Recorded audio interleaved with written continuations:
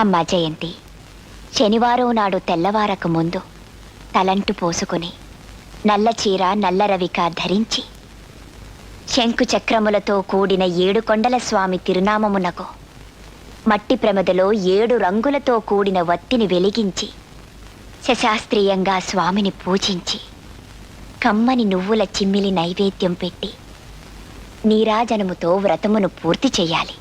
తిరిగి సాయంత్రం వరకు ఉపవాసం ఉండి స్నానము చేసి పసుపు చీర పసుపు రవిక ధరించి వ్రత విధానము సాగించి స్వామికి ఇష్టమైన చక్కెర లడ్డూలను నివేదనము చేసి నీరాజనమునిడి ఒక అతిథిని ఆహ్వానించి భోజనాదులతో సత్కరించి అతిథి భుజించి విడిచిన ఒక మెతుకును అమృతమస్తువని ఆరగించాలి. అప్పటికి ఆనాటి శనివార వ్రతం పూర్తవుతుంది. ఈ విధంగా 7 శనివారములు వ్రతమును చేసినచో ఉద్దేశించిన సత్ఫలమును పొందగలరు.